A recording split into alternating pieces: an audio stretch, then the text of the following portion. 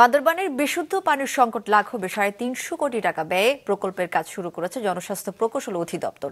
নির্ধারিত সময়ে প্রকল্প বাস্তবায়ন করা গেলে জেলায় সুপেয় পানির চাহিদা মেটানোর সাথে সাথে স্যানিটেশন ব্যবস্থা আরও উন্নত করা সম্ভব হবে বলে আশাবাদী সংশ্লিষ্টরা। বান্দরবান জেলা রিপোর্টার কৌশিক দাসের পাঠানো তথ্য ছবি নিয়ে ডেস্ক রিপোর্ট। বছর জুড়েই বিশুদ্ধ পানির তীব্র সংকট থাকে পার্বত্য জেলা বান্দরবানে।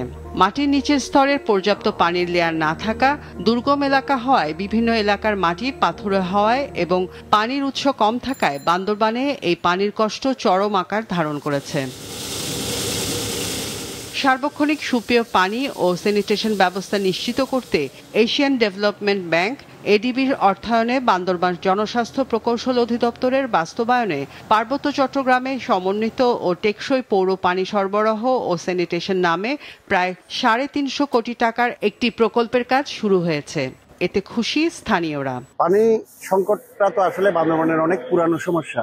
আমরা অবশ্যই আশা করি নতুন এই উদ্যোগের ফলে মানুষের কষ্ট লাঘব হবে। প্রপারলি এই প্রকল্পটা বাস্তবায়ন হয়, বান্দরবানের যে পৌর এলাকার পানি সমস্যা এটা সমাধান হবে বলে আশা করছি। এই যে মিটার ব্যবস্থা, তাইলে আমাদের পানি অপচয় বা পানির অপচয় রোধের যে করণীয়গুলাও সচেতনতামূলক এটার যথেষ্ট কাজে আসবে বলে আমার মনে হয়। পুরাতন যে পানির লাইন অনেক সময় দেখা যায় এখানে দুর্গন্ধযুক্ত পানি, ময়লাযুক্ত পানি আসে।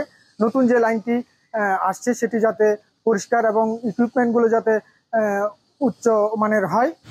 এদিকে প্রকল্পের দায়িত্বে থাকা কর্মকর্তারা বলছেন বান্দরবানের একমাত্র পানির উৎস সাঙ্গু নদী, আর এই নদীর পানিকে পরিশোধন করে পাইপের মাধ্যমে গ্রাহকের কাছে সরবরাহ করা হবে।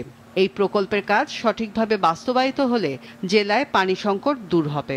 রেশনিং পদ্ধতিতে একদিন বা 2 দিন পর পর পানি সরবরাহ করা হয়, সেটার থেকে নিষ্কৃতি পাওয়া যাবে এবং 24/7 ওয়াটার পর্যাপ্ত পানি আমরা সরবরাহ করতে পারবো এবং 2045 সালের যে ডিমান্ড আছে সেটাকে লক্ষ্য রেখেই এই প্রকল্পের ডিজাইন করা হয়েছে। জনস্বাস্থ্য প্রকৌশল অধিদপ্তরের তথ্য মতে 2023 সালের 1 জুলাই শুরু হয় এই প্রকল্পের কাজ, শেষ হবে 2028 সালের 31 ডিসেম্বর। এই প্রকল্পের মাধ্যমে বান্দরবান পৌরসভার 9টি ও লামা পৌরসভার 9টি ওয়ার্ডে সুপেয় পানি সরবরাহ ও আধুনিক স্যানিটেশন ব্যবস্থা নিশ্চিত করা হবে। মাছরাঙা নিউজ ডেস্ক।